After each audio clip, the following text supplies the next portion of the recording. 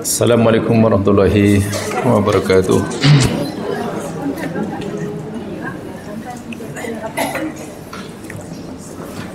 Alhamdulillah, wassalatu wassalamu ala Rasulillah wa ala alihi wa sahbihi wa mawalah. Rabbi shrah li sadri wa yassir li amri wahlul 'uqdatam min lisani yafqahu qawli. Amma ba'd.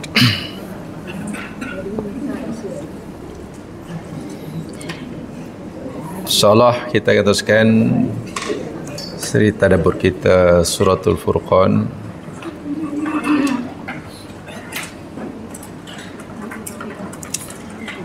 Dan hari ini kita akan bersama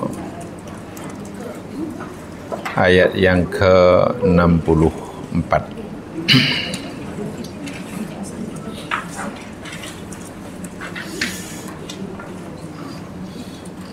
Dan ianya merupakan sifat yang ketiga bagi ibadur Rahman.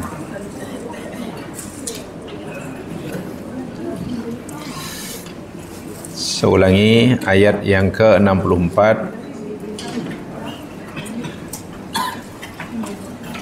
merupakan sifat ketiga bagi ibadur Rahman.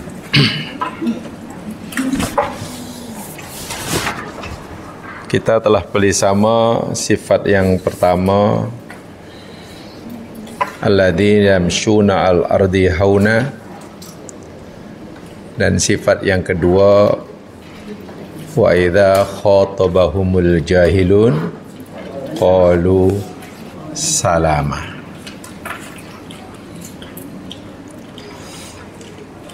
Tentang sifat yang kedua ini, ulama tafsir membagi manusia menjadi 4 jenis berkaitan dengan sifat yang kedua. Ada 4 kategori manusia. Jenis pertama, man yuqabilul jahla bi jahlin asyadda minhu.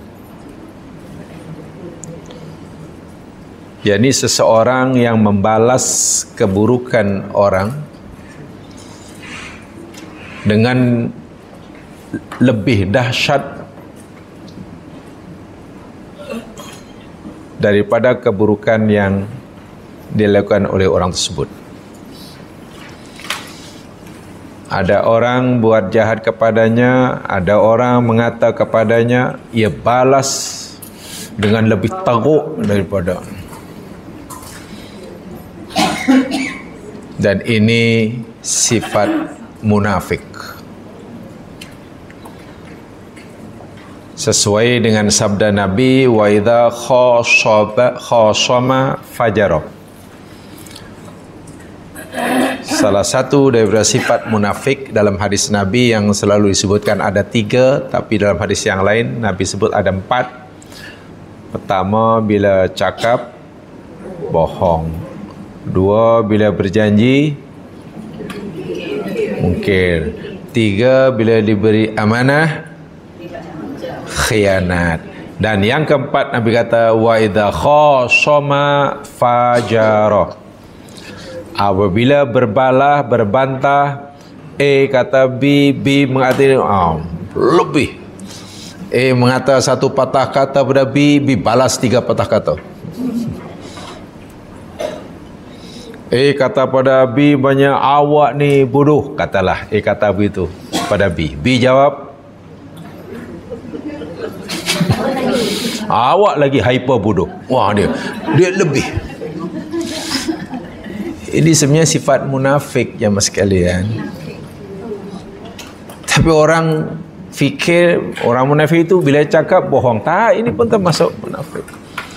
Ini teruk ni. Tak boleh. Golongan kedua, mayuqabilul jahla bijahlin mithlihi. Jadi orang yang membalas keburukan orang, kebodohan orang dengan cara yang sama. Jadi orang bodoh dibalas dengan bodoh sama. Ini menyalahi ayat yang sedang kita pelajari. Wahal mengikut ayat Quran, ibadur Rahman bila dikata oleh orang lain, dikata bodoh, mereka menjawabnya dengan salam. Salam. Jadi tidak boleh sebenarnya membalas kejahatan dengan kejahatan tu. Orang yang buat jahat pada orang lain itu orang bodoh. Kemudian yang membalasnya dengan kebodohan juga orang bodoh. Samalah tu. Setali 3 uang. 2 kali 5 mah. Alah, 2 kali 5. Yang ketiga, man yuqabilul jahla bisukuti wa adamir raddi. Orang yang membalas kebodohan orang lain dengan diam. Dikata itu diam. Dikata awak ni bodoh, ya senyum aja. Dibalas dengan senyuman. Diam. Wa hadhihi sifatun thayyibah, dan inilah sifat yang baik. Menunjukkan sifat lapang dada seseorang tersebut, kesabaran dan lain sebagainya. Ini minimum. Sifat ibadur Rahman yang paling minimum ni. Diam. Tak jawab. Kalau ingin menjadi ibadur Rahman yang sebenar, mesti masuk kategori yang keempat. Yang keempat. Sebab yang ketiga ini, ya masihan, ini kira okey ni. Bagus tu. Diamlah, tak jawab. Ini berdasarkan hadis yang diriwayatkan oleh Abu Daud. Abu Daud rahimahullah. Dalam sebuah hadis, anna rajulan sabba Abu Bakrin. Ada seseorang mencela, menghina, mengejek dan yang sewaktu dengannya pada Abu Bakar. Macam-macam orang ni kata pada Abu Bakar, depan Abu Bakar. Baginda Rasulullah SAW pula ada di sebelahnya. Wa Rasulullah SAW jalis, Nabi berada duduk di sebelah Abu Bakar. Tah begitu berani sungguh ni orang kafir mengata Abu Bakar. Fasa kata Abu Bakrin, Abu Bakar hanya diam saja, tak merespon sama sekali. Wah, dikata macam-macam, membisu 1001 bahasa, tambah 1. Thumma sabau fi tsaniyah fasakata Abu Bakar, thumma sabu tsalitsah. Dikata kali kedua, Abu Bakar masih diam. Kata lagi ketiga, mungkin Abu Bakar sebagai manusia biasa tak tahan lah, panas juga telinga dia. Akhirnya faradda alaihi Abu Bakrin, Abu Bakar balas balik cacian orang itu. Dibalas baliklah. Faqama Rasulullah SAW, melihat Abu Bakar, mendengar Abu Bakar membalas balik cacian orang itu, Nabi pun berdiri meninggalkan Abu Bakar. Berdiri tinggalkan Abu Bakar. Fakharaja, keluar dari majlis itu. Abu Bakar rasa pelik. Kenapa tiba-tiba Nabi pergi ni? Tadi duduk sebelah aku, tiba-tiba macam tak suka. Fala kharaja walaikahu Abu Bakrin. Abu Bakar kejar dia dan temui Nabi dan bertanya, ya Rasulullah, tadi engkau duduk sebelah aku, diam saja. Ketika aku diam, ketika aku dicela, aku diam, engkau duduk sebelah aku, tak membela, tak cakap apa. Tapi begitu aku membalas celaan orang itu, kenapa engkau pergi tinggalkan aku, macam tak suka pula? Apa jawab Nabi? Ma zala malakun yadubbu anka hatta radatta alaih. Abu Bakar, masa engkau dihina, dicela orang tadi dan kau diam, aku melihat malaikat diutus oleh Allah duduk di sebelah kamu, membela kamu, membalas celaan orang itu. Jadi kamu diam itu, dengan diamnya kamu, malaikat membalas bagi pihak kamu. Bagi pihak kamu. Jadi malaikat yang membalas celaan orang itu. Dan aku sebagai nabimu, sahabatmu, seronoklah tengok sahabatnya dicela orang yang kemudian dibela oleh. Bangga tak bangga itu?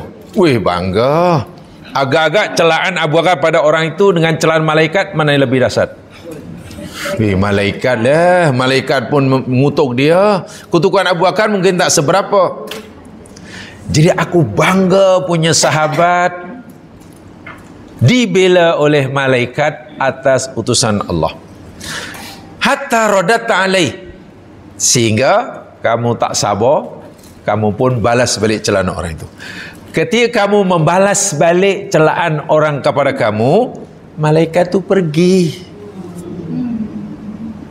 Mungkin malaikat fikir, dia dah pandai-pandai, tak apalah, aku bantu. Gamaknya lah. Falamma radatu alaihi hadra syaitan, dan begitu malaikat pergi, aku sedih. Karena tempat malaikat yang ada di sebelah kamu, yang asal membela kamu, tiba-tiba adalah seekor setan duduk situ. Setan seekor ke seorang dah? Seekor je lah, takkan seorang. Dia bukan orang. Jadi akhirnya kamu ditemani oleh syaitan. Setan kipah-kipah kamu. Teruskan. Allahu Akbar. Itu akhirnya lidah kamu lancor mengeluarkan perkataan. Kau lagi. Itu kipah-kipah setan tu. Bawa kipah. Wa makana li an ajlisa wa hadra syaitan. Macam mana Abu Bakar, aku sebagai Nabi tak layak, tak patut, tak sesuai langsung duduk di tempat yang di situ ada setan tu, aku pergi. Wah, Abu Bakar menyesal membalas. Ini hadis sahih, dan peristiwa ini oleh Abu Bakar dijadikan pegangan dalam hidupnya. Lain kali sebab itu Abu Bakar setiap kali dicela orang, dikata orang, Abu Bakar seperti mana yang kita pelajari pada minggu lepas, dia kata, jika apa yang kau katakan itu benar, jika apa yang kamu kata tentang itu benar, shadiq in kunta shadiqan, apabila apa yang kau kata itu benar, aku seperti mana yang kamu katakan, astaghfirullah, aku mohon ampun kepada Allah. Rupanya aku orang yang tak baik sebagaimana kamu kata, jika betul lah. Tapi jika apa yang kamu kata tentang aku ni tak betul, kamu bohong, kamu memang dengki aku, fa astaghfirullah lak, aku akan pohonkan keampunan bagi. Mampu kita bersifat macam Abu Bakar? Mampu? Ingin masuk surga? Ingin. Kalau ingin masuk surga, macam Abu Bakar itu cara dia. Nah, ya iyalah. Itulah ibadur Rahman. Bayangkan kalau orang kaki mencaci, kaki mencela, lepas itu setiap orang yang jadi mangsanya tidak meresponnya, kan lama-lama berhenti. Lama pencen tu. Orang kaki mencela ni kalau direspon jangan masuk, wih, makin semangat. Ya apa tidaknya setan kipah-kipah. Tapi bila orang kaki mencela dan yang jadi objeknya, yang dimangsanya diam, dia dibela oleh malaikat. Setan lama-lama tidak ada, dia akan lama-lama akan berhenti, akan pencin awal lah jadi pencaci. Dan itu Masya Allah kesannya luar biasa. Inilah panduan agama. Lainlah kalau kita punya panduan lain. Panduan agama itu memang seperti itu. Sering kali apa yang dikata oleh agama ini bercanggah, bertentangan dengan nafsu kita. Sudah pasti itu. Agama kata buatlah, nafsu kata jangan buat. Agama kata jangan buat, nafsu kata ya memang sentiasa macam itulah. Itu orang yang selamat, yakni orang yang mengikuti apa kata agama dengan melawan kehendak nafsunya. Di sini biasanya nafsu sangat kuat tuntutannya. Ananiahnya cukup besar. Apa ananiyah bahasa Melayu? Ya ananiyah lah. Keakuan. Apa? Ana tu kan aku, saya. Jadi ananiyah. Ya ego lah, sifat ego ni. Biasa yang sangat kuat. Jamaah kenal seorang khalifah yang terkenal di kalangan Bani Umayyah, namanya Umar bin Abdul Aziz. Kenal kan sejarahnya kan? Umar bin Abdul Aziz, Masya Allah. Itu khalifah yang luar biasa. Menyerupai, gaya pemimpinan menyerupai atuknya, moyangnya. Lebih tepatnya moyangnya. Yakni Umar bin Khattab. Begini ceritanya. Yudhkaru anna Umar bin Abdul Aziz kana yatuful bait. Suatu hari, ini khalifah ni. Umar bin Abdul Aziz seorang khalifah. Pemimpin presiden umat Islam pada zamannya. Ia sedang tawaf di Baitullahil Haram. Fawati'a qadama rajulin, tanpa sengaja, ya namanya tawaf kan ramai-ramai kan. Ramai-ramai pepusing itu. Tanpa sengaja Umar bin Abdul ini terpijak kaki orang sebelah. Ya, jalan-jalan terpijak biasa kan. Terpijak ke, tersepak ke. Ya ramai-ramai. Kawan yang terpijak ni tak tahu siapa yang memijaknya. Wah, dia Umar bin Aziz, kan? Faqala rajul li Umar, orang yang terpijak ini, kakinya terpijak oleh Umar ni, dikata, "Anta himar?" Anta himar? Coba bahasanya. Hey, awak ni kedai ke? Himar tu kedai. Kedai apa? Kedai roti. Awak kedai ke? Himar. Kasar tak kasar tu? Kasar kan? Maknanya marahlah kenapa kaki terpijak. Wah, bukan sengaja. Hanya terpijak pun panggil orang awak kedai ke? Maknanya kalau kedai tu, iyalah nama kedai tak ada hati kan, jalan. Ingat yang dikata awak kedai ni khalifah, bukan orang biasa. Apa ya Umar bin Abdul Aziz, yang subhanallah kita yakin beliau termasuk ibadur rahman. Dikata qala la, oh bukan, lastu himaran, aku bukan himar, aku bukan keldai, bukan himar, anak Umar bin Abdul Aziz. Mampu kita kata begitu. Awak himar? Bukan, aku Umar bin Abdul Aziz. Itu saja, selesai. Wah, dia boleh menggunakan kekuasaannya. Ada banyak dia punya bodyguard. Kenapa tak? Ini ajar orang tu. Ini agaknya mulut ada insurans ni. Allahu Akbar. Bila kita baca orang-orang alim, orang-orang, dan ini banyak zaman kisah-kisah sebenarnya kita boleh saya pisahkan, kaji kitab Hilyatul Aulia atau Sifatus Saffah. Itu banyak itu. Kisah biografi kekasih Allah mulai dari Abu Bakar. Cerita daripada segi kepribadiannya, akhlaknya. Kadang Allah, patutlah mereka ni ahli surga. Macam itu. Seakan-akan bila kita baca biografi orang seperti ini makhluk di bumi atau alien di langit. Ialah kalau katakanlah yang dipijak itu orang besar dan kita mijak ni orang kecil, orang marhain, lalu yang besar kata, "Hei, awak ni kedek." Kita takutlah. Mungkin dia sujud cium kaki dia. Ini tidak. Yang dikatakan dia itu Amirul Mukminin, khalifah. Yang mengata itu rakyat biasa tapi tak kenal dia. Dia cukup bersahaja cara meresponnya. Awak keldai ke? Himar? Bukan, saya bukan himar, saya Umar bin Abdul Aziz. Wa idza khatabahumul jahilun qalu, macam inilah ibadur rahman ni. Susah ya mas kan ikut akhlak Nabi, sunnah Nabi yang bab ini. Bukan main susahnya, tapi wajib. So itu saya selalu mengatakan untuk diri saya sendiri, kalau kita betul-betul bertanggung jawab ya, kembali pada sunnah Nabi, termasuk yang seperti ini yang wajib kita ikuti. Sebab akhlak itu boleh memufliskan orang kan. Yang boleh memufliskan orang di akhirat itu karena tak solat atau karena buruk akhlaknya. Buruk akhlaknya.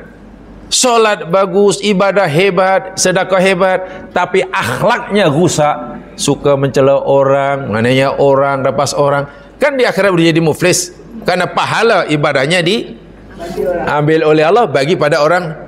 Itu hadis yang sangat menakutkan tu, hadis muflis. Iya, boleh muflis.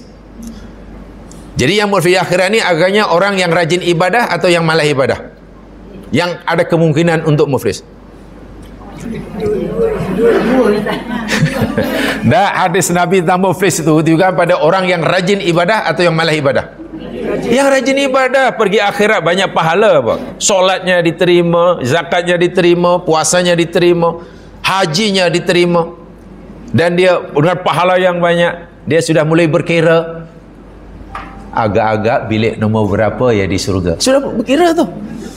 Muflis dan dicampak dalam neraka. Tsumma turiha finnar. Itu hadis muflis, hadis yang bagi saya sangat menakutkan sekali. Dan puncanya rupanya bukan cuai dalam ibadah-ibadah ritual, tapi mereka orang yang tidak punya al-akhlaqul karimah. Tu ya, dan itu banyak sekali ya contoh seperti itu. Yang keempat, ini kategori yang keempat, ini yang sesuai dengan ayat ini. Man yuqabilul jahla bil ihsan. Yakni sesiapa atau manusia yang nolak kebodohan, kejahilan, celaan dengan ihsan. Ihsan itu mana apa? Tolak keburukan dengan kebaikan. Itu tadilah. Umar bin Abdul Aziz tengok, itu luar biasa itu. Ini Masya Allah. Ya, paling tidak itulah di dalam hadis sahih Nabi memberitahu kita. Tiba-tiba saya katakan, ketika Nabi dianiaya, ditolak, dimaki, dihalau, dibaling batu oleh penduduk Taif, perbuatan penduduk Taif sangat luar biasa kejinya. Malaikat Jibril datang memberitahu padanya bahwa Allah utuskan Malakul Jabal, malaikat penjaga bukit, dan bersedia untuk melakukan apa yang dimaukan oleh Nabi jika Nabi mau.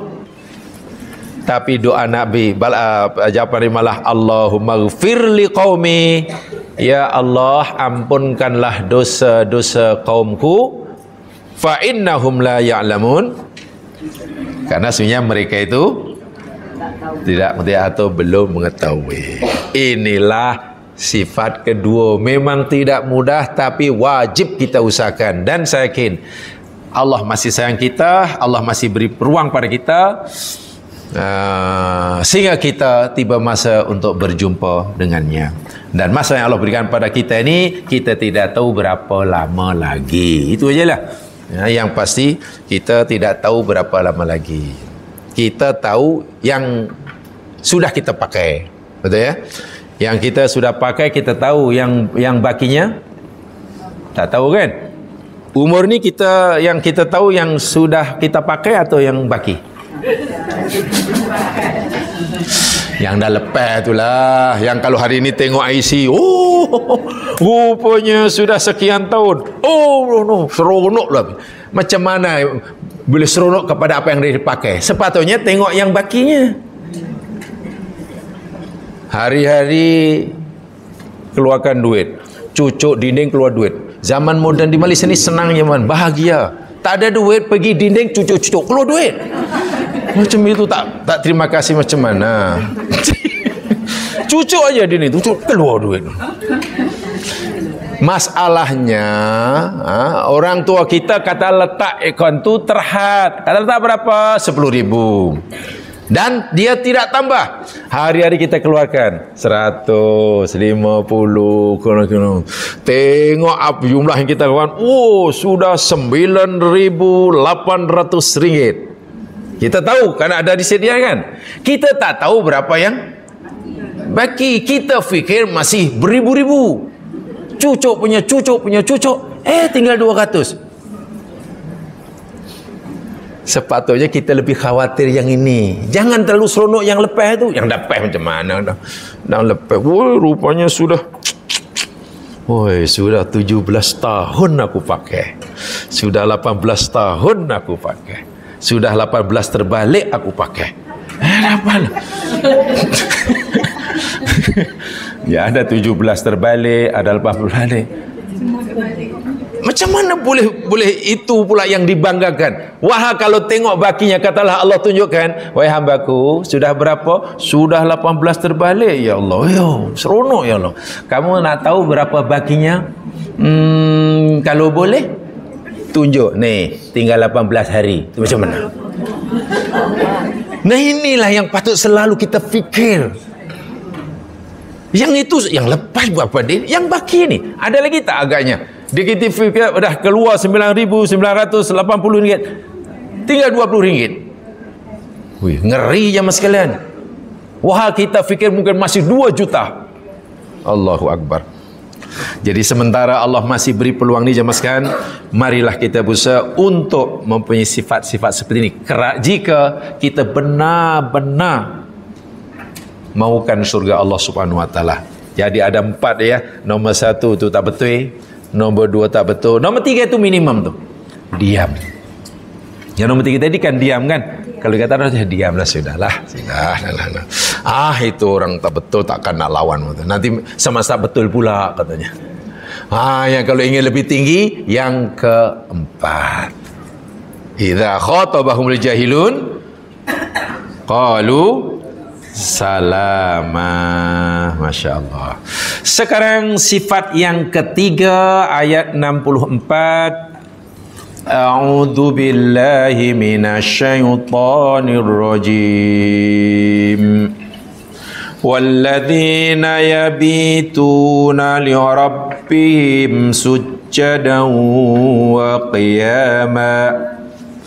Walladzina, dan orang-orang yang yabituna pada malam hari. Bata yabitu tu maknanya waktu malam. Jadi bata yabituna, yabitun mereka berada pada malam hari.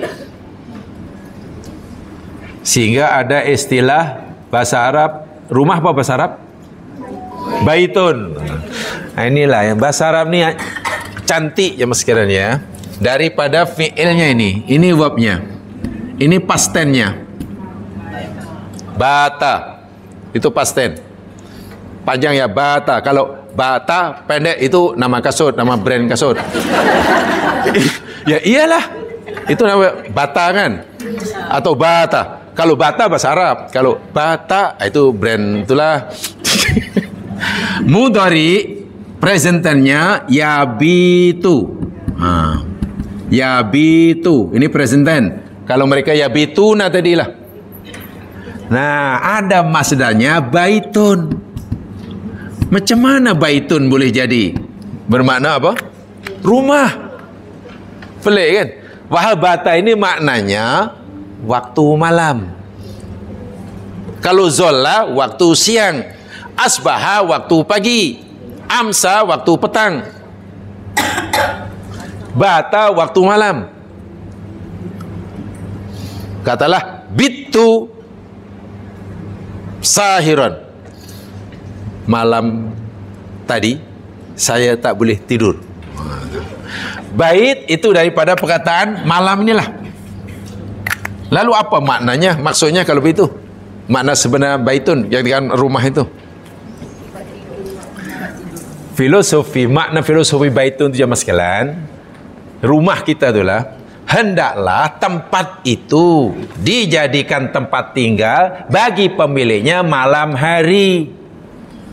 Kalau setiap malam orang itu, tuan rumah tadi keluar, tempatnya itu bukan baitun namanya, bar saja namanya. Bait itu memberitahu kita bahawa kita sebagai pemiliknya hendaklah sentiasa berada di situ pada malam hari. Siang boleh keluar. Begitulah. Jadi Masya Allah. Jadi kalau malam tak pernah ada di rumah, itu bukan rumah namanya tu. Tak tahu apa namanya. Ya. Dan orang-orang yang yabituna, mereka berada pada malam hari li rabbihim, kerana atau bagi Tuhan mereka, sujjadan, orang-orang yang sujud. qiyaman. Orang yang berdiri. Qiyam, diri. Maknanya apa nih? Kalau dalam kesimpulan mudah. Sifat yang ketiga ni. Orang-orang sentiasa sentiasa apa namanya? Qiyamul lail, menghidupkan malam hari dengan ibadah. Apapun jenis ibadahnya, mau baca Al-Quran ke, mau solat ke, mau zikir ke, mau tafakur ke, meninggalkan tidur untuk beribadah, itu namanya qiyamul lail. Dalam bahasa pendeknya tahajud. Tahajud ini jamaah sekalian, sebenarnya makna asal bukan nama solat. Tahajud bukan nama solat. Tahajud kan? Tahajud. Nih. Tahajjudu. Apa rupanya? Ha, jim, dal. Betul kan? Ha, jim, dal. Kemudian tafala tahajud. Makna asal tahajud ni jamaah sekalian, tahajudun itu tarkun naum. Makna asalnya. Tarkun naum maknanya meninggalkan tidur. Tidak tidur lah. Itu mana tahajud. Jadi dari segi bahasa, kalau jamaah malam hari borak semalam, itu namanya tahajud. Dari segi bahasa. Wih, malam hari tadi malam tahajud lah. Malam. Iya, hebat awak ya. Sampai pukul berapa? Sampai pukul 3 tahajud. Nah, dari segi bahasa boleh. Sebab tahajud memang tak tidur. Tapi dari segi pengertian agama, ya, malam hari yang sepatutnya kita tidur, kemudian kita memilih untuk tidak tidur kerana nah itu namanya tahajud. Ima berupa solat, ima berapa saja ibadah lah. Hanya tahajud biasanya digunakan untuk istilah solat saja. Kalau dalam merujuk pada semua jenis ibadah yang dilakukan pada malam hari, itu biasa disebut qiyamul lail. Tapi qiyamul lail pun ada juga qiyamul lail itu mana solat? Tidak. Apa saja nanti kita dijelaskan. Jadi orang ini jamaah sekalian begini ya. Kalau dalam ayat yang pertama, sifat pertama dan kedua itu Allah menceritakan, memberitahu kita sifat mereka di siang hari. Okey, di siang hari. Sifat pertama dan kedua itu merujuk kepada sikap mereka sesama manusia. Hablum minan nas. Tak sombong, tak angkuh, tawadhu, kan? Membalas keburukan dengan kebaikan. Itu kan mereka lakukan di siang hari semasa mereka berjaga. Kaitannya dengan hablum minan nas. Maka sifat yang ketiga ini keadaan mereka pada malam hari. Kaitannya dengan hablum minallah. Lengkap sudah. Siangnya hebat hablum minan nasnya, malamnya hablum minallahnya pun hebat. Ini dia. Walladzina yabituna bi amma sifatu naharihim idan tasarrufin nas. Ayat pertama, maksudnya sifat pertama dan kedua itu sifat mereka di siang hari ketika mereka bercampur, bergaul, bermuamalah dengan sesama manusia. Sementara sifat mereka pada malam hari Allah sebutkan dalam ayat ini. Kalau itu 24 jam lah orang ni orang yang sangat-sangat baik, yang sangat-sangat baik. Baik jemaah sekalian, kenapa Allah khaskan waktu malam yabitun? Adakah mereka siang hari ini tak solat, tidak ibadah? Bukan. Tapi kenapa Allah sebutkan yabitun? Mereka pada malam hari. Wah, siang hari pun mereka ibadah, petang hari pun ibadah. Kenapa Allah menyebut secara khusus yabitun? Waktu li'anna al-ibadah fihi akhsha wa ab'ad 'anir riya. Allah menyebut mereka rajin beribadah malam hari karena ibadah yang dilakukan malam hari ini pertama lebih khusyuk, kedua lebih mudah mengelakkan diri daripada sifat riya. Bukan hanya ibadah, tapi lebih khusyuk dan lebih mudah menjauhkan diri dari sifat riya. Malam hari jamaah seorang-seorang solat di bilik, lampu pun malap, semua yang lain pun tidur. Kalau ada yang tidur pun hanya cicak, takkan nak riak pada cicak. Iya, ibadah ni jamaah sekalian, bila dia kan semakin seorang diri, tidak ada orang melihatnya, pintu riak itu tertutup. Saya ulangi, ibadah ni bila kita lakukan seorang diri, tidak ada orang yang melihatnya, pintu riak tertutup. Tidak mungkin orang riak ketika melakukan ibadah tidak ada orang yang melihatnya. Sebab riak itu maknanya melakukan ibadah untuk diperlihatkan pada orang, supaya orang melihat, menonton. Ini tak ada orang nampak, macam mana? Apa yang nak riak pada siapa? Nah, jadi bila orang sudah tidak ada riak, ya ikhlaslah. Dia hanya yakin yang melihatnya Allah semata.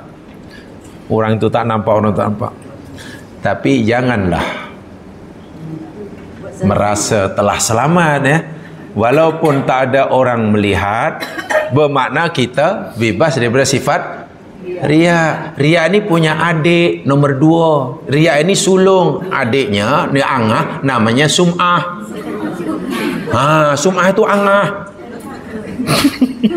Adik dia. Sum'ah itu memberitahu, memperdengarkan amal baik yang kita lakukan pada orang.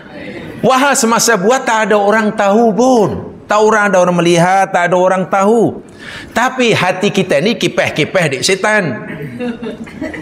Kamu buat penat-penat ni, rugi kamu kalau orang tak tahu. Kamu mesti bagi tahu orang yang kamu ni telah buat. Apa kata orang kalau orang tak tahu? Kita pun iya pula, ya. Kita kena bagi tahu orang. Nah, memberitahu kebaikan yang kita buat pada orang lain supaya orang lain tahu, itu namanya sum'ah. Itu adik nombor 2. Itu angah tu. Dan sum'ah pada masa dahulu susah je mas sekalian. Sum'ah pada zaman Nabi ini, mereka boleh sum'ah itu bila jumpa kawan. Jumpa kawan borak, jumpa kawan borak. Dulu susah, sekarang hanya dengan ini. Ini paling mudah ni mengurusi sum'ah ni. Iya. Malam hari Masya Allah dah khusyuk, dah qiyamul lail, dah khusyuk, tak ada orang tahu sama sekali. Sama sekali tak ada orang tahu. Tiba-tiba macam mana lah, pagi hari datang ke kelas mungkin, atau datang jumpa mana tu, pura-pura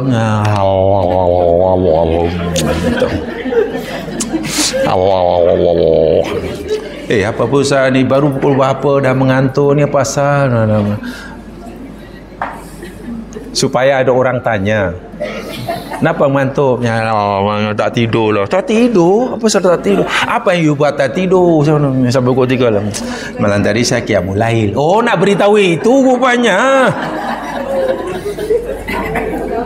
Tapi ada je caranya, pura-pura mengantuk lah, supaya ada orang tanya, pasal apa tak tidur? Atau kalau tahu mengantuk, tiba-tiba, malam tadi hujan ribut, ya. Ribut sampailah tidur blackout, lama lah, susah. Kawan tu tak perasan, mana ada ribut, mana ada hujan, mana ada blackout. Macam mana awak tu? Dalam pukul 3. Mana tahu awak tahu pukul 3 belum? Ya, masa itu saya baru dapat 4 rakaat. Oh, nak baru tak itu rupanya. Oh, qiyamul lail. Qiyamul lail. Tahu tak jamaah, setan tu pandai baca kitab. Kalau tidak percaya, baca kitab Talbisul Iblis. Ya. Tipu daya iblis. Macam mana iblis ini memperdayakan kita dengan sangat halus. Hatta orang yang dimangsanya tak perasan yang dia sebenarnya sudah riak, sudah sum'ah tanpa disedari. Bahaya ya mas kan? Sangat bahaya. Ada je cara dia. Itulah pura-pura. Ngantuklah pura-pura malam tadi. Jangan. Mungkin kita alhamdulillah berjaya mengelak diri pada riak, alhamdulillah sudah lepas. Sum'ah kita dapat tak apalah. Janji Allah tahu, janji malaikat sudah rekodkan, sudah selesai. Orang tahu tak tahu tak jadi masalah. Selamatkan kita dari riak dan sum'ah. Tapi dia ni punya adik bungsu. Namanya ujub. Itu adik bungsu dia. Kalau riak kita melawan orang lain kan, sum'ah tu karena ada orang lain kan kita pendengarkan. Ujub tu lawan diri sendiri. Pergi salat subuh masjid jamaah, yang lain nampak cergas semuanya, sihat, fresh semuanya. Kita seorang yang nampak mengantuk, maklumlah. Mulai kan 2 jam dalam hati dia, oh nampaknya malam hari tak ada orang nampaknya aku seorang di kampung ini. Yang lain tu apa yang dia tak cakap di sini dalam hati, apa yang dia apa dah mana, jangan di dalam hati itu. Sebab yang ujub tu di sini, tiba-tiba dia merasa orang yang terbaik di mana itu. Apa dah orang tu di sini. Hati-hati, ujub tu adik bungsu tu. Jadi ada alung, angah, si busu. Itu tiga tu kembar tu Mas Jalan. Sebab itu di sini disebut yabitun. Mereka lakukan malam hari karena malam hari itu Allah beritahu kepada kita lebih khusyuk, lebih mudah untuk kita menjauhkan diri pada riya. Apatah lagi di situ ada kalimat li rabbihim. Betul? Li rabbihim. Apa maknanya itu? Terjemahan Melayu apa di situ? Li rabbihim. Li rabbihim. Nih ada lam nih. Ada yang masih ingat lam ini apa namanya? Lam apa? Atau ada berapa makna lam ini?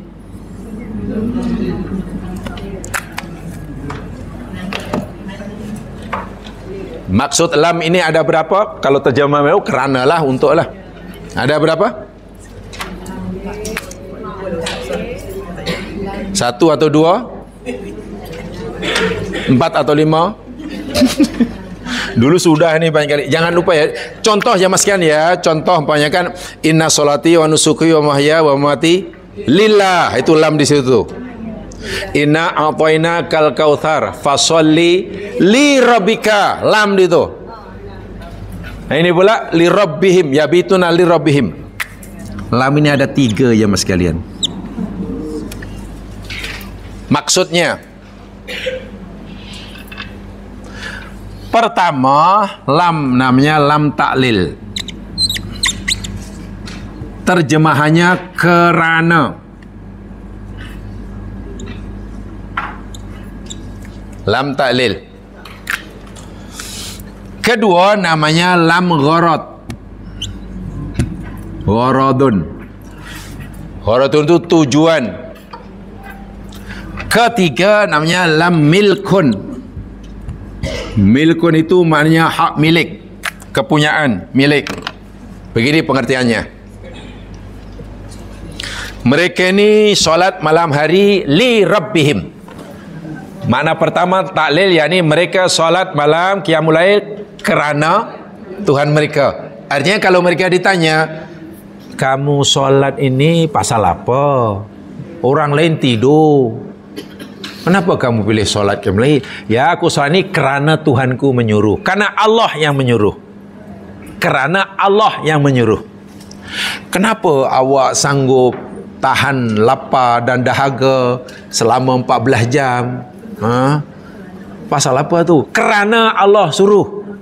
Itu maksudnya. Kerana Allah suruh. Betul kerana Allah suruh, bukan kerana apa-apa? Iya kerana Allah suruh. Itu pertama. Kenapa awak rajin pergi masjid ini pula ni? Puasa kan penat, malam pergi masjid ni kenapa?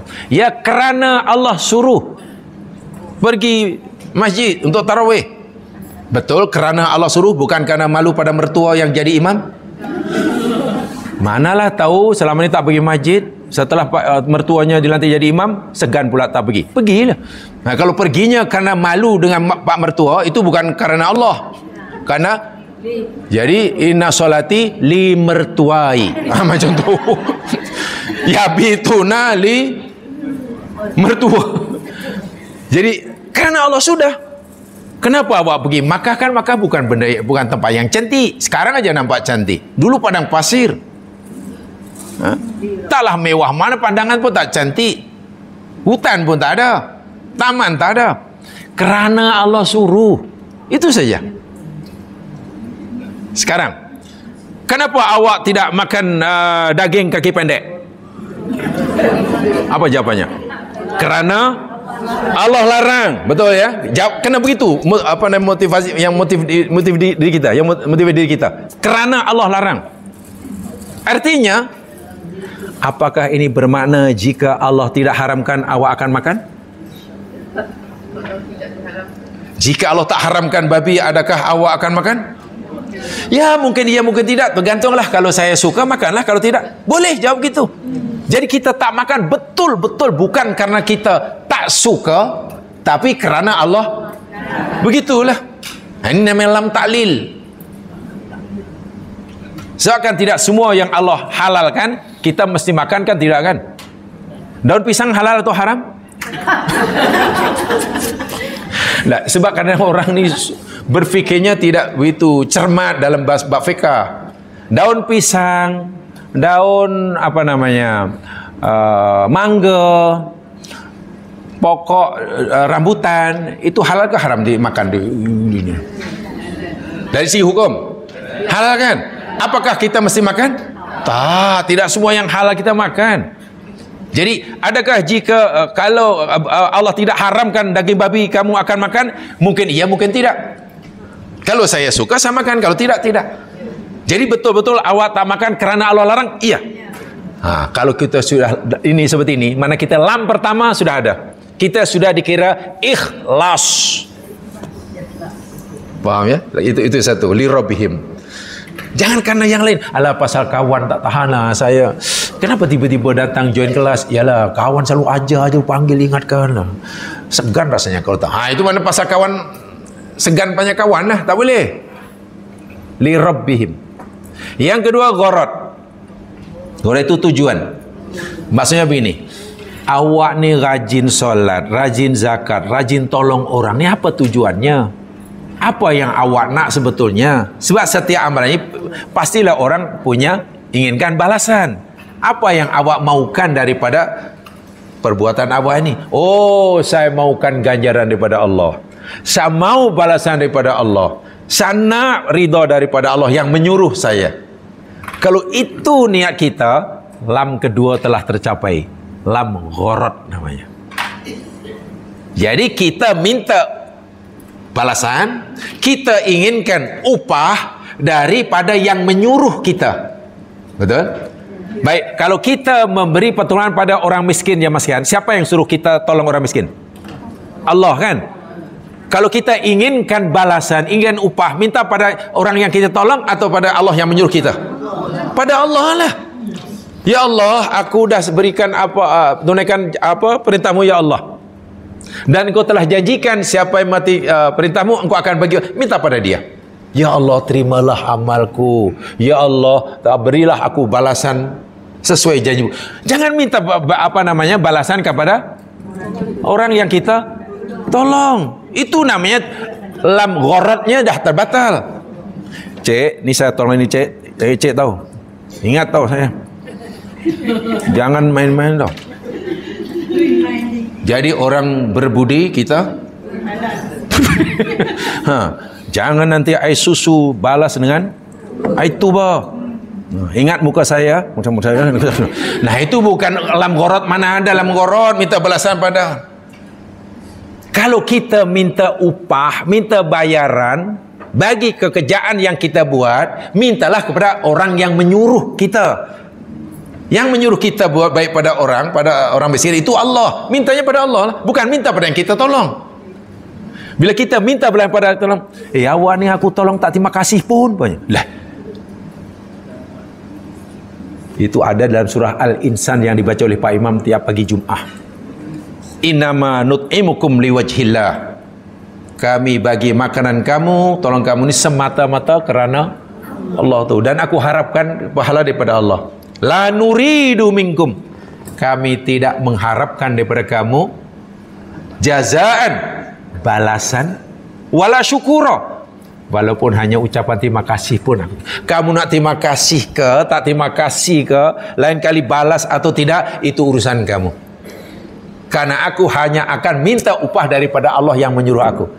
Jadi orang tidak kecewa menolong orang walaupun yang ditolong tu tidak terima kasih. Bagi dia terima kasih ke tidak, serupa aja. Tapi kan kita belum sampai taraf itu kan, kita masih dalam belajar kan. Kalau kita tolong orang dan orang tu tak terima kasih, bahkan apa loh siki dia jangan, awak ni tak reti syukur ke? Dia tak terima kasih pada kita, dia dosa. Tapi jangan kita baru puas hati jika dia berterima kasih. Tak boleh. Dia tak terima kasih, dosa. Tapi bila kita minta balasan daripada dia kerana pertolongan kita, pun kita tidak ikhlas. Itu dalam surah Al-Insan ya. Dulu sudah kan surah Al-Insan tafsirnya? Belum. Al-Insan. Hal ataka 'alal insani hinum minad dahri lam yakun syai'an madhkura. Sudah? Sudah ya. Ya. Nah itu Imam Al-Qurtubi ya. Jadi mintalah balasannya kepada Allah, karena Allah yang suruh kita. Allah yang suruh kita qiyamul lail. Mintalah upah pada dia. Jangan minta upah daripada orang supaya dapat penghargaan ke pujian. Itu salah bin keliru. Salah bin keliru. Elias. Nah, ini yang paling tinggi nih jamaah sekalian. Lam yang paling tinggi dalam lirabbihim, fasholli lirabbika lillahi rabbil alamin, namanya lam milkun. Oh, itu paling tinggi sekali itu. Itu makom yang tertinggi sekali. Baik. Ada hadis yang sangat populer, karena hadis itu sahih, dan saya yakin semua telah mendengarnya, mengkajinya. Suatu malam Rasulullah SAW ini qiyamul lail. Kan, lebih-lebih lagi bulan Ramadan, ya. Dan qiyamul lail Nabi ini bukan seperti orang lain buat ya. Begitu lama, panjang berdirinya. Masa berdiri itu sangat lama, karena baca surah Al-Baqarah, kemudian surah Ali Imran, itu satu rakaat. Jadi kalau kita makmum belakang Nabi kata zalikal kitab, nampaknya lah tak jadilah lah.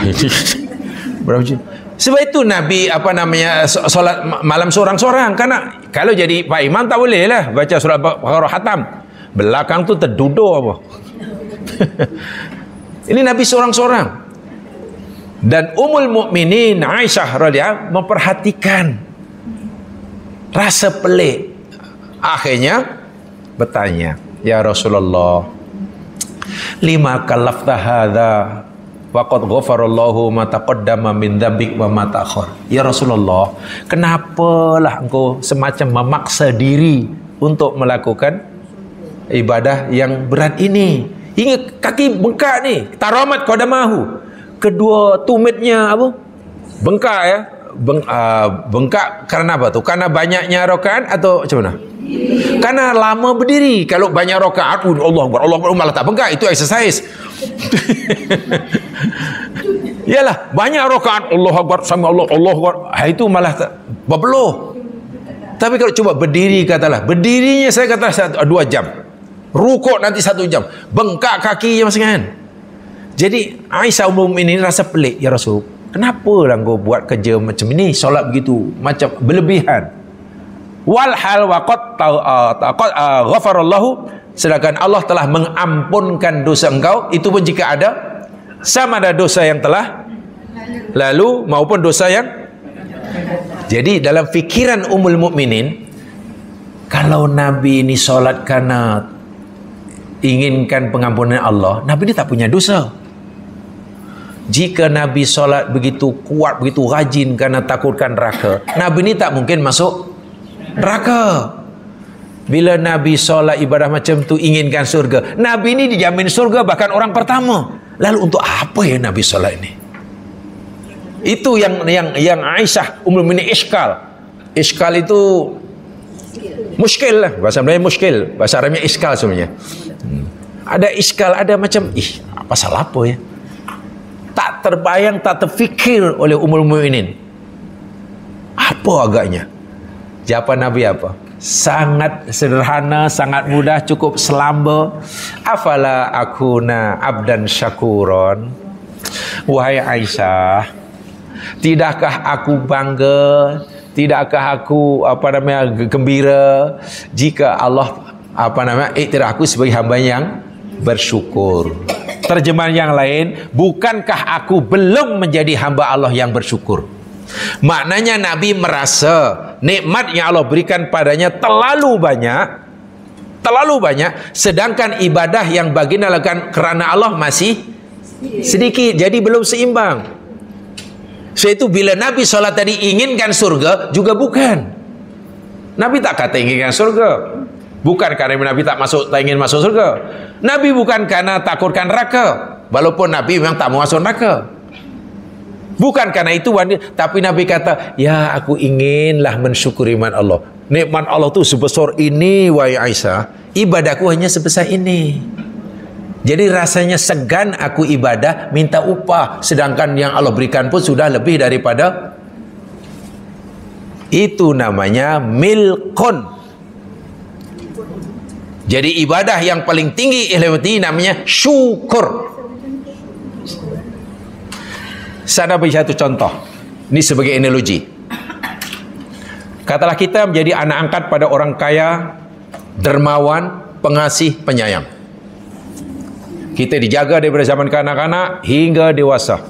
Segala keperluan hidup kita dipenuhinya. Makan, minum, mewah lah. Kendaraan sekolah. Oh, insyaAllah, hantar tadika pun, masuk tadika pun international school. Ya, tadika tu. Cikgunya paling tidak ada degree. Masa ngajar tadika.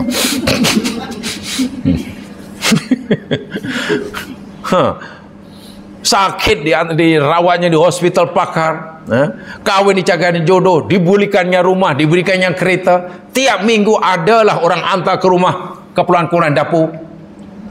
Maknanya tak ada satu sen pun kita keluar duit, karena semua dah ditanggung oleh bapa angkat tadi, orang tua angkat. Mana sangat sayangkan pemberian orang tua tak terkira besarnya. Tiba-tiba orang tua angkat tu panggil, nak, boleh tak datang ke rumah ayah? Apa ayah? Inilah tolong bantu ayah sekejap ni nak raya ini. Okeylah ya, yang datang lah. Tolong itu ya, tukar langsir lama tu dengan langsir yang baru. Pasangkan langsir. Pasang langsir 1 jam. Siaplah. 1 jam siap. Takkan lepas itu kita si anak ya, takkan tak ada apa-apa, takkan pasang langsir aja, tak ada upah ke?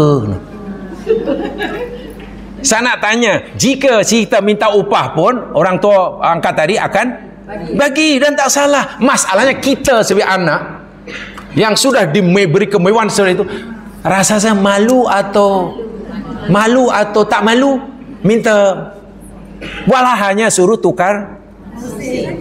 Faham maksud saya? Mungkin kita sebagai anak mungkin ya takkan pasang langsir aja, tak ada yang lain kan untuk bukan rumah, buat rumah baru ke untuk angkut pasir dari belakang rumah ke depan rumah ke. Kecil sangat ayah. Tak apalah, nah itu sajalah ya. Anak tadi mungkin rasa malu, malunya lah kepada Allah. Bukan bila minta upah tak ayah tak bagi. Ini bukan masalah boleh tak boleh. Masalah yang punya diri ini segan rasanya. Wah, selama ini dah dibagi macam-macam. Orang tua hanya suruh pasang langsir pun minta. Nabi merasakan seperti itulah yang dari ibadah. Ya Allah, segannya nak minta ini. Nikmat yang Allah berikan ini luar biasa besar dan banyaknya.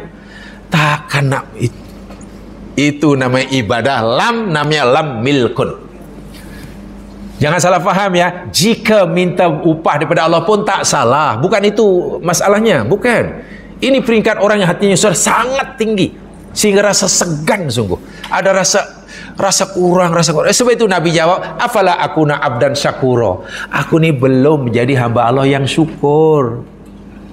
Kerana apa? Nikmat Allah yang Allah anugerahkan padaku sangat besar dan banyak, sementara ibadahku kepadanya hanya secuek. Secuek namanya. Beza dengan orang yang melihat amalnya terlalu besar, sementara anugerah Allah kecil. Itu pasti jadi orang sombong. Ya, aku dah puasa tak henti-henti puasa ini, tapi apa dah, dari dulu macam ini aja, doa pun tak kabul. Itu sombong namanya. Subhanallah. Jadi itu kefahamannya. Ini paling tinggi ini. Milkun. Dan itulah yang dilakukan oleh para nabi. Nabi Ibrahim demikian juga. Ketika Nabi Ibrahim melaksanakan perintah Allah, sembelih anaknya satu-satunya, Ismail. Allah tak kata bunuhlah ya, sembelih. Bahasanya lebih dahsyat kan? Bunuh anak dengan sembelih anak, mana lebih dahsyat? Sembelih kan? Kalau bunuh lembu dengan sembelih lembu, mana lebih dahsyat? Untuk lembu. Bunuh lebih kejam. Oh, jiran tu membunuh lembu, kejam. Kalau jiran menyembelih lembu, biasa. Dalam berita itu ada seorang ayah menyembelih anaknya. Itu sadis sungguh tu. Kalau dia membunuh anak, memanglah kejam. Tapi Allah perintahkan Ibrahim bukan, wahai Ibrahim, bunuh anak kamu. Tidak. Sembelih, bayangkan.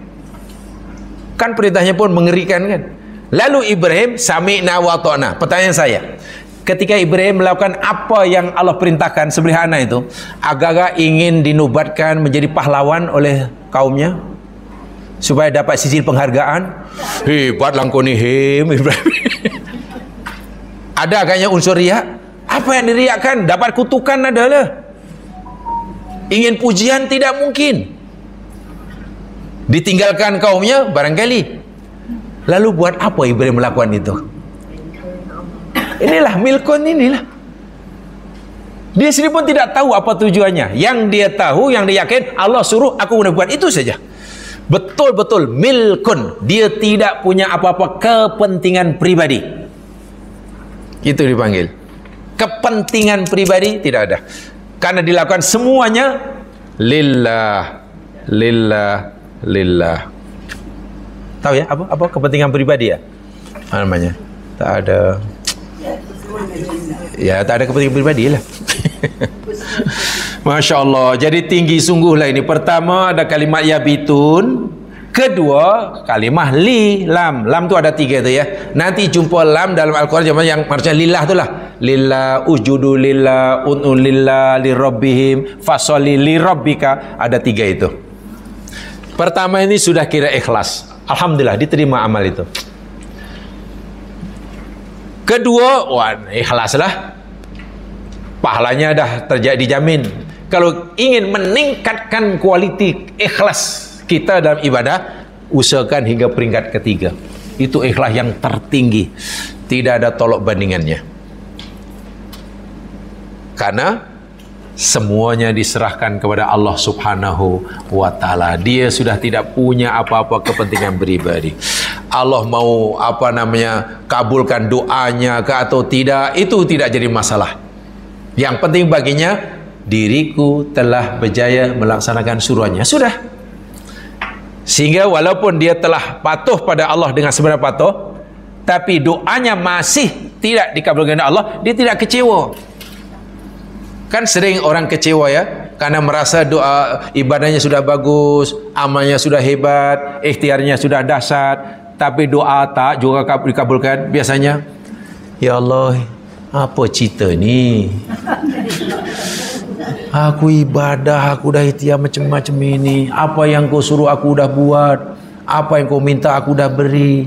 Napalah aku minta satu pun kau tak begini? Ni tak aci lah. Akhirnya mengugut Allah. Ya Allah, karena selama ni aku dah bagi apa yang kau minta, maka sekarang giliran engkau bagi apa yang kau minta. Kalau tidak, itu mengugut Allah itu. Allah tak boleh diugut, yang maksudnya dosa tu. Kalau Tuhan-Tuhan orang lain mungkin boleh diugut. Datang ke tempat sembahyang dia,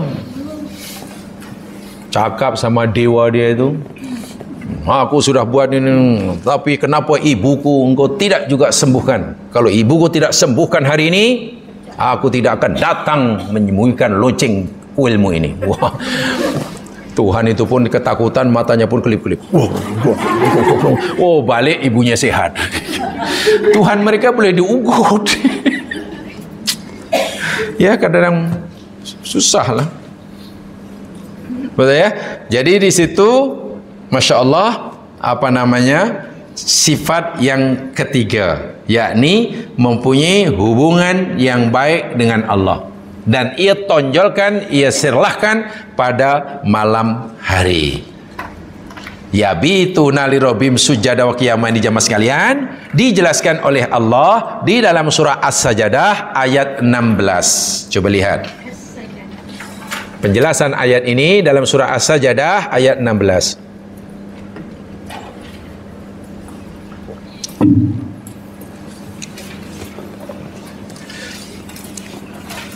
Jika siang harinya mereka sibuk melayan kerenah manusia, malam harinya mereka sibuk memberi khidmat kepada penciptanya.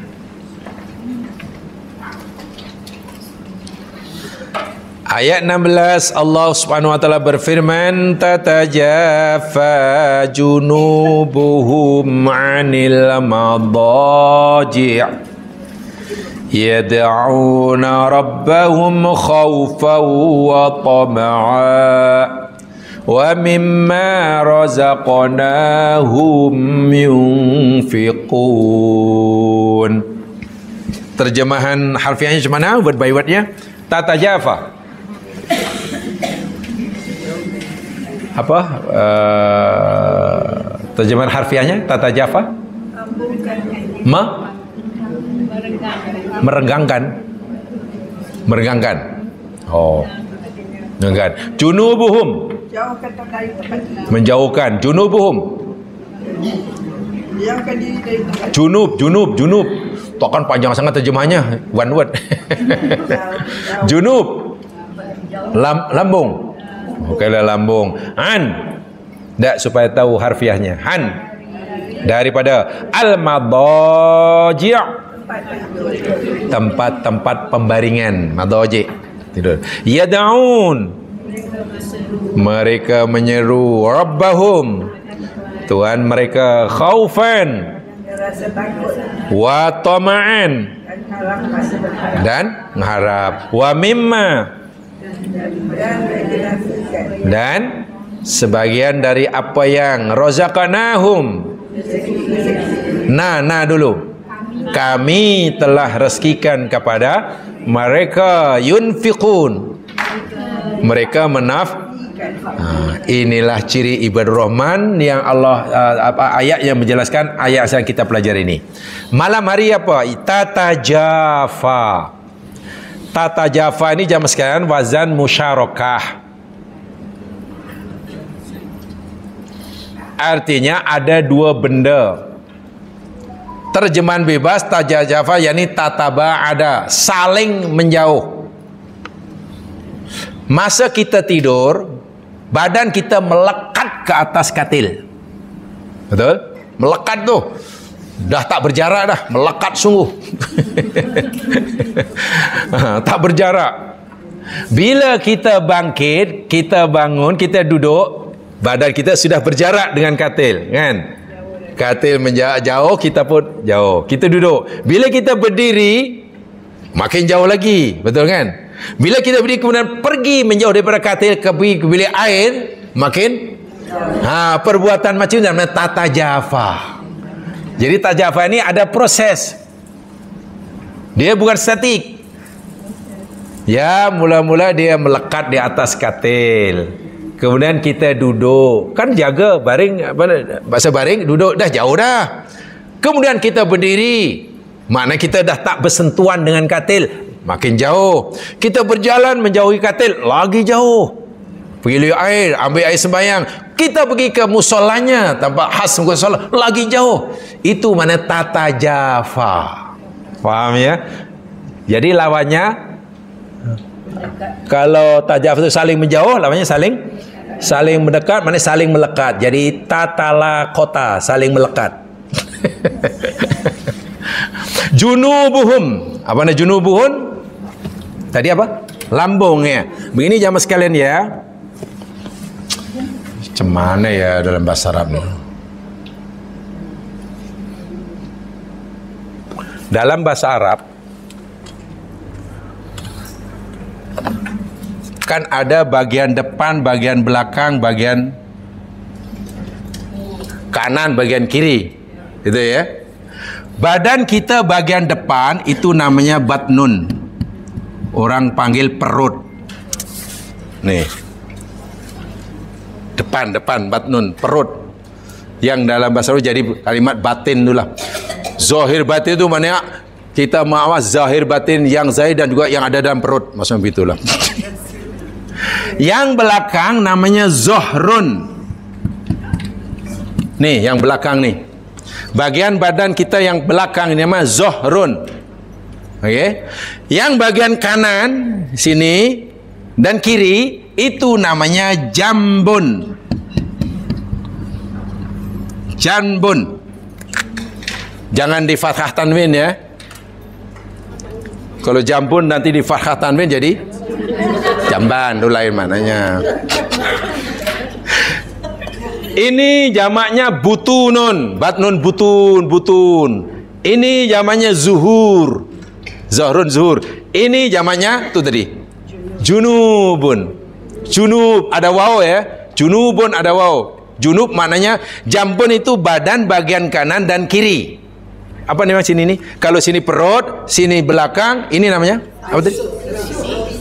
Nih bagian badan, bukan tulangnya, bagian badan. Sisi kanan, sisi kiri. Ya itu sisi itu terlalu umum, ada sisi rumah, sisi kiri, sisi. Ya itulah bahasa Arab jambun. Ya.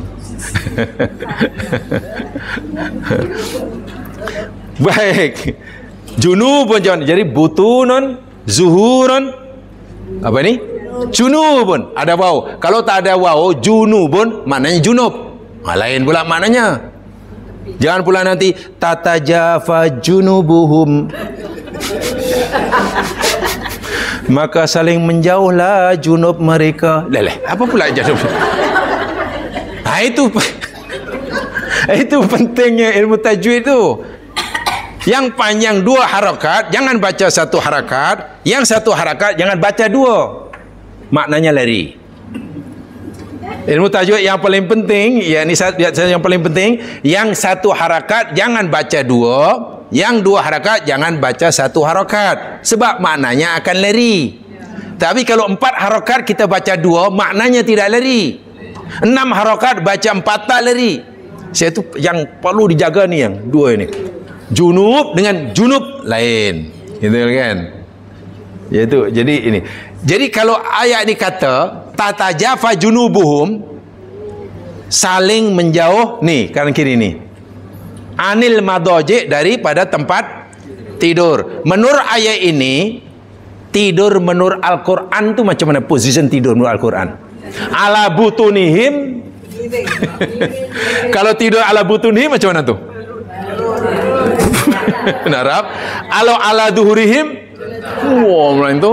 Tapi Quran kata junubihim. Kalau itu tidur menurut Al-Quran, tidur menurut sunnah Nabi, mengiring. Itu sunnah Nabi. Kalau kita niatkan tidur seperti itu, dapat pahala, ini dalilnya. Lalu mengiring kanan atau kiri, Nabi jelaskan. Mengiring sebelah kanan. Mengiring sebelah kanan itu penjelasan Nabi. Tentang mengiringnya itu Quran dah beritahu. Nabi hanya menjelaskan ke kanan mah bukan ke kiri. Betul itu sunnah, bukan wajib. Tetapi ini Quran. Takkan Quran cerita benda yang remeh. Dan bila diamalkan dalam jangka masa yang lama, memberi kesan yang luar biasa. Rahsianya dari segi perubatan, tanya doktor-doktor pakar. Rahsianya daripada segi segi agama, ritual, ya tanya pada pakarnya. Orang yang biasakan tidur, mula tidur, adapun bila dah tidur nyenyak, dah dipanggil tidur apa tu? Ya, tu mati ya. Mil al-jufun kata orang Arab. Tidurnya sudah mil al-jufun, sleep deep, yaitu deep sleep di belakang. Bila sudah sleep, itu tak kira lah. Mau pusing 7 keliling tak kisah. Tapi pastikan masa mula tu tidurnya mesti mengiring sebelah. Niatkan itu dapat pahala. Tidur pun dapat pahala. Belum lagi baca wirid-wirid yang makthur. Masya Allah. Tapi kalau tidurnya menelentang atau meniarap, itu nanti jadi bukan deep sleep, itu jadi sleep disk. Sleep disk nanti. Iya ya mas sekalian. Ini Quran. Jadi kalau kita ditanya tidur tu apa diatur oleh agama? Iya. Siapa yang mengaturnya? Pertama Allah. Apa aturan tidur menurut Al-Quran? Mengiring, tidak menentang, tidak meniarap. Mengiringnya belah kanan atau kiri, itu Nabi yang beritahu ke kanan. Macam itulah cara berjalan. Jadi Quran sebut dahulu, baru hadisnya. Yang Nabi tahu itu fungsi mengiring celah kanan itu daripada Nabi. Sebab mengiringnya itu Quran dah tahu. Jadi ini ayatnya. Faham ya? Jadi makin jauh tu maknanya bangun, duduk, kemudian berdiri, kemudian tinggalkan bilik tidur, air sembahyang, makin jauh. Tujuannya apa? Yad'una rabbahum. Karena mereka hendak berdoa, beribadah, menyembah Tuhan mereka dengan rasa takut dan harapan. Itu hubungan dia dengan Allah. Sekarang hubungan sama manusia pula. Wa mimma razaqnahum yunfikun. Mereka sentiasa menginfakkan sebagian rezeki yang Allah berikan. Itulah ciri yang ketiga. Masya Allah, itu luar biasa tuh. Luar biasa ya. Malam hari. Jamaah sekalian, ulama berbeza pendapat. Ini saya sampaikan supaya kita punya banyak pilihan dalam melaksanakan melakukan ciri yang ketiga ini, sifat yang ketiga ini, yakni yabituna ini. Saya bacakan dalam kitab tafsir, saya kutip dari berbagai sumber. Tumahtalafu, kemudian ulama tafsir berbeza pendapat. Faqala ba'dhum, sebagian berkata, man qara'a syai'an minal qur'ani fi salatin wa in qalla faqad bata sajidan wa qa'imah. Dalam ayat tadi menyatakan walladzina yabituna li rabbihim sujada wa qiyamah, kan? Malam hari mereka sujud dan berdiri, kan? Siapa orang yang telah dianggap sebagai orang yang telah melaksanakan sujadan wa qiyaman pada malam hari? Pendapat pertama, siapa saja yang membaca apa-apa saja daripada Al-Quran di dalam solat. Lepas solat atau dalam solat kita baca surah Al-Quran, kan? Lalu kita baca surah Al-Quran. Baca apa? Baca Iqra bismi rabbikal ladzi khalaq. Atau baca apa sajalah yang mudah. Ya, yang mudah punya kul lah. Kulhu dan ina'a. Walaupun mudah, kadang tak boleh berhenti, kan? Ada orang baca Qul ya kafirun tak boleh berhenti. Qul ya ayyuhal kafirun la a'budu ma ta'budun wa antum a'budu wa la ana a'budu wa la antum a'budun. Bila dah lakum dinukum lah. Baca tabat yada pun tak boleh berhenti. Tabat yada abi lahabi tabat yada abi lahabi tabat. Bacalah sepanjang yang mampu dalam solat. Dalam solat, ya. Solat, lepas solat isya ke, solat mata ke, itu orang seperti itu menurut pendapat pertama sudah dikira qiyamul lail menurut ayat ini. Ini saya bagi pendapat yang kita punya banyak pilihan. Itu sudah dikira orang yang walladzina yabituna li rabbihim sujada. Itu yang pertama. Yang kedua, qila raq'ataini ba'dal maghrib wa arba'an ba'dal isya al-akhirah wal ula annahu wasallahum bi ihya'il lail aw qad yuqallahu fulanun yadhillu sha'iman wa yabitu qa'iman. Siapa yang solat 2 rakaat selepas maghrib, ini pendapat kedua, dan sembahyang 4 rakaat selepas isya, maka orang ni sudah dikira, dianggap sebagai ihyaul lail, menghidupkan, sudah dikira qiyamul lail itu. Masya Allah, sudah masuk kategori walladzina yabituna li rabbihim sujada. Allahu akbar. Mudah kan? Ini pendapat kedua, boleh diamal. Sebab ini pendapat ulama dan ini bersifat wus'ah. Sebab Quran kan hanya bagi pandangan itu. Lalu ulama coba menurut kami gini, ini boleh wus'ah, ada kelapangan. Yang ketiga, Ibnu Abbas radhiyallahu anhuma berkata begini, man shalla ba'dal isya'i raka'ataini, siapa sahaja yang solat 2 rakaat selepas solat isya. Tadi 4 kan, ini 2 saja, 2 rakaat selepas solat isya. Fa'akthara atau lebih, minimum 2 lah, minimum 2. Kalau 1 tu witir lah, itu minimum tu witir 1. Kalau setengah rakaat tu tak tahu masa bila salamnya. Siapa yang solat setengah rakaat, salamnya masa rukuk. Itu melampau sungguh lah.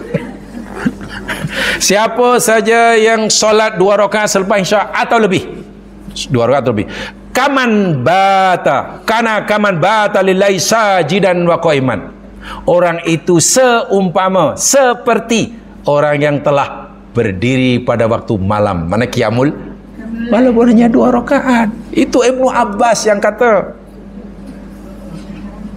Farabuka yuridu minka an tadhakkara qabla an tanam. Dan ayat ini memberitahu kita, kata Ibnu Abbas, Allah mengingatkan kita, hendaklah kita ingat Allah, jangan lupa pada Allah setiap kali kita sebelum tidur. Mana sebelum tidur kena baca doa, zikir. Yang paling mustahaknya, mesti yang tolong jangan ditinggalkan ya. Fadilah sangat besar sekali, sangat besar sekali. Hadisnya sahih.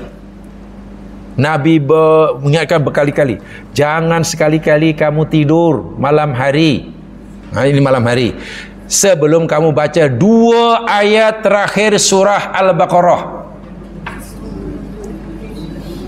Siapa yang baca 2 ayat terakhir surah Al-Baqarah pertama, Allahu Akbar, dia akan dicatat 100 kebaikan. Dia akan dihapuskan 100 hapuskan 100 kesalahannya. Allahu Akbar. Dan dia akan mendapatkan pahala seperti mana orang yang bersedekah memerdekakan 100 hamba. Itu keutamaannya ya, bukan hukumnya ya. Dipanggil ke hadis keutamaan, bukan hukum. Macam Nabi sabda itulah, siapa yang baca qul huwallahu ahad sekali, seakan-akan baca 10 juzuk, 2 kali 20 juzuk, 3 kali atam. Itu hadis targhib namanya, keutamaan, bukan hadis hukum.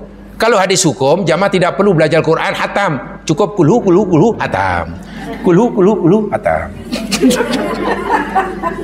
Sebab itu hadis targhib, keutamaan ya. Wa anta amala bin amu alaihi fatashkuru alaiha, untuk mensyukurnya. Jadi satu di antaranya, banyak ya hadis-hadis yang sahih, satu di antaranya yang tolong diamalkan betul. Jangan sekali-kali tidur malam hari sebelum kita baca 2 ayat terakhir surah Al-Baqarah. Apa ayatnya? Amanar Rasul bima unzila ilaihi min rabbi wal mu'minun fangsurna 'alal qaumil kafirin. Kan 2 ayat, habislah. Oh, luar biasa ayat itu jamaah sekalian, luar biasa. Saya baru habis menjelaskan bersiri-siri 2 ayat itu, tapi di bilik lain lah menjelaskan ayat itu bersiri-siri itu, luar biasa. Bahkan yang saya sampaikan bersiri itu pun saya merasa baru sebagian daripada tafsir yang sepenuhnya yang diuraikan oleh ulama-ulama dahulu dan ulama-ulama kini. Luar biasa, kagum sungguh. Kagum kita, Allahu Akbar. Patutlah Nabi menggalakkannya. Itu kata Ibnu Abbas ya. Semudah ya untuk mengamalkan ayat ini. Kalau ikut pendapat Ibnu Abbas ni, cukup buat itu dah, kira masuk walladzina yabituna li rabbihim dah. Senang dah. Begitu maksudnya, ya. Qala al-Hasan yabituna lillahi ala aqdamihim wa yafrishuna lahu wujuhum tajri dumu'ahum ala khududihim khaufan min rabbihim. Kata Imam Hasan, maksud yabituna li rabbihim, mereka bangun malam itu, yakni mereka meninggalkan tidur, mereka meninggalkan tempat tidur, dengan apa, air mata yang berlinang air mata, berlinang air mata, membasahi pipinya karena zikir dan doa pada Allah, disertai rasa takut dan mengharap. Atau dalam bahasa mudah, yang dimaksudkan yabitun nabrihim tidak semestinya solat, boleh jadi zikir, boleh jadi istighfar sehingga mengalirkan air mata. Masuk ayat 64 ini. Artinya sangat-sangat mudah lah, sangat-sangat mudah untuk dilakukan. Jadi tidak ada alasan bagi kita untuk tidak buatlah begitu. Tidak ada alasan bagi kita untuk tidak mempunyai sifat yang ketiga ini, karena mudah, sangat mudah. Ulama memberikan itu yang minimum ya. Kalau yang lebih pun boleh juga, 3 jam boleh. Tidurnya hanya 3 jam. Ada orang bagi tahu saya, dan orang ni saya percaya karena ya keahlian dia. Rupanya orang yang sehat ini, yang betul sehat lah, dia hanya perlu tidur 3 jam ya sehari semalam. Itu sudah cukup lah. Sudah cukup. Sarannya tidur 3 jam dia, yang tidur yang berkualiti lah. Kalau 3 jam itu mukadimah tidur tak jadilah. Ada orang kan nak tidur mukadimahnya aja 3 jam. Habis belum mengantuk dah nak tidur. Macam mana nak tidur? Itu mukadimah tidur namanya. 3 jam tidurnya 45 minit. Allahu Akbar. Ya. Dakhala Utsman, dalam hadis riwayat Muslim. Dakhala Utsman bin Affan al-masjid ba'da salatil maghrib. Utsman bin Affan masuk masjid selepas solat maghrib. Faqa'ada wahdahu, lalu Utsman duduk seorang-seorang. Fa'atu ilaihi faqala, lalu ada sahabat datang dan duduk bersamanya. Kemudian berkata, ya bena akhi sami'atu Rasul sallallahu alaihi wasallam yaqul.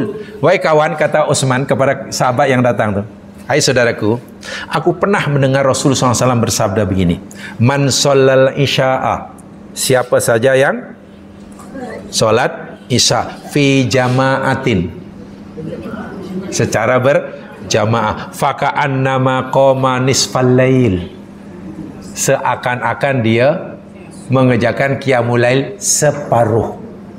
Nisful lail, separuh, setengah malam. Pahala solat isya berjamaah itu menyamai pahala qiyamul lail selama separuh malam. Wa man shallas subha, dan siapa saja solat subuh fi jama'atin, secara berjamaah, fa ka'annama shallal laila kullah, seakan-akan ia qiyamul lail sepenuh malam. Pahala dia. Hadis sahih riwayat Muslim. Jadi jangan lepaskan peluang solat isya berjamaah, solat subuh berjamaah. Solat subuh berjamaah itu pahala dia, kata Rasul dalam hadis Muslim, menyamai pahala qiyamul lail berapa jam? 1 malam. Allah. Sebab itu dalam hadis yang lain, kalaulah seseorang itu tahu akan keutamaan solat berjamaah, lebih lagi subuh, niscaya ialah atahu, pasti akan mendatanginya, walau habwan, walaupun sambil merangkak. Hafun itu merangkak. Merangkak bukan pasal tak ada kereta. Ya mungkin tak ada kereta, tak boleh mampu. Mana sakit lah. Mana sakit pun begitulah. Karena fadilahnya sangat-sangat besar. Sangat-sangat besar. Orang yang faham akan perkara ini tentulah akan merebut ya. Dahulu ada seorang namanya Hatim Al-Asam. Ulama besar namanya Hatim. Gelarannya Al-Asam. Asam itu mana si pekak, kasihan ni. Orang alim gelarnya si peka. Kasihan. Tapi orangnya ini orang ibadur rahman. Kenapa dapat gelar peka? Karena beri gelar peka ini rupanya orang yang minta maaf kalau dalam bahasa kasar tak tahu terima kasih. Hati ini orang alim, sangat alim pada zamannya. Wara. Di satu majlis, minta maaf, tiba-tiba ada seorang muslimah. Muslimah tak jauh dari itu melepaskan karbon dioksida. Tak tahulah apa maksudnya. Gedabung begitulah. Ya malu kan seorang muslimah kan mulakan karbon dioksida di depan ulama tersohor Hatim. Malu dia sebab salah, cemana aku di sini. Akhirnya dia memberikan ini, jumpa Syekh Hatim ni. Syekh Hatim, Tuan Hatim tadi mendengar apa-apa ke kalau di sini? Hah? Apa? Coba kuat sikit apa? Tak, Tuan Hatim tadi mendengar apa suara apa-apa ke? Hah? Jadi dia pura-pura peka. Betul. Tak dengar apa ke? Tak dengar. Oh, tak dengar. Atau Tuan Hatim tadi bau apa-apa ke? Apa? Tidak. Mulai itu perempuan tadi lega. Alhamdulillah lega, nasib baik si Hatim peka. Nah, itu kemudian keluar jumpa orang lain. Tuan guru punya peka. Peka itu biasanya alasan melekat hingga matinya tuh. Tengok. Dia coba hendak melindungi, menutupi aib, rasa malu orang lain, tapi yang ditolong malah memberi. Tapi Hatim tak membalas tak apa. Ini orang yang luar biasa ini. Ya, makomnya sudah sangat tinggi itulah. Sebab baginya kalau Hatim katalah dengarkan, Allahu Akbar, tolong Tuhan, tolong beri, jangan bagi tahu orang ya. Ya kan gitu kan. Jadi dia perempuan tadi merasa tak ada siapa yang tahu, kan selamat rasa.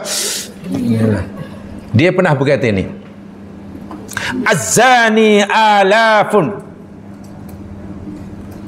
telah mengucapkan takziah kepada aku.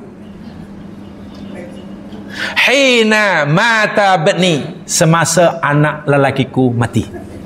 Masa anak lelakiku mati, puluhan ribu datang takziah. Itu okey ke tak okey? Okey ya? Biasa ke? Ya.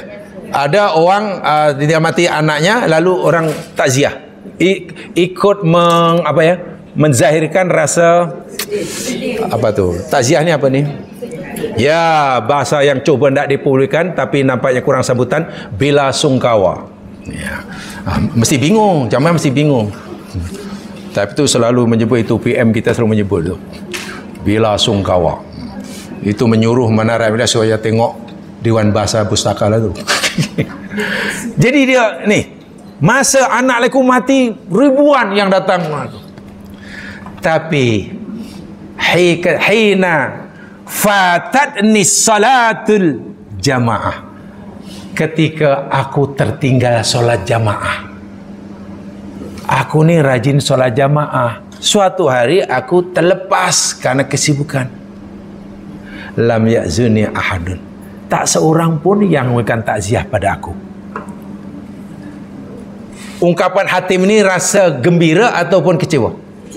Masa anakku mati, kenapa ramai orang takziah ya? Tapi masa aku tertinggal solat jamaah, kenapa tak ada orang takziah? Dia kecewa. Bagi Hatim, terlepas peluang melakukan solat jamaah itu lebih dahsyat daripada kematian. Sepatutnya kamu, saudaraku, murid-muridku, kamu takziah pada aku semasa aku tertinggal solat jamaah. Semasa anakku mati, kamu tak takziah pun tak apa. Itu orang yang agamanya sangat tinggi lah. Sebab tertinggal solat jamaah habis solat subuh kan, itu bagi kerugian yang sangat besar. Dan kerugiannya tidak sebanding dengan kerugian yang anda tinggal mati oleh anak. Tidak rugi ya sekalian, karena semua orang pasti akan mengalami, bahkan akan untung. Tapi kalau tertinggal solat jamaah beri subuh, itu kerugian yang tak boleh ditebus. Itu Hatim Al-Asam, Syekh Hatim si peka. Tapi walaupun dapat gelar peka, dia tak membalas apa-apa. Ya walau alam, akhirnya perempuan itu akhirnya merasa bersalah atau tidak, walau alam saya tidak tahu. Jangan tanya perempuan itu akhirnya jumpa lagi ke, raya minta maaf ke, manalah saya tahu. atau hantar kad raya ke, mohon maaf zahir batin ke, saya tak tahu. Itu yang sekali ya.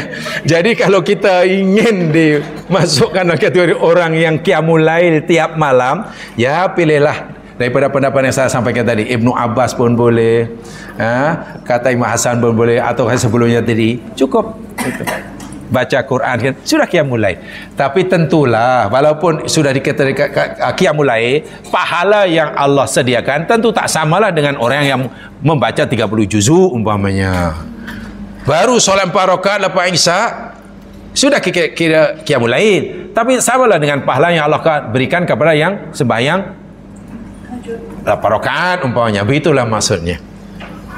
Yang bangun yang terus sembahyang lepas Isya dapat pahala, dapat qiyamul lail. Tapi samalah pahala dengan orang yang tidur kemudian bangun pukul 3 umpamanya. Itu pastilah tu.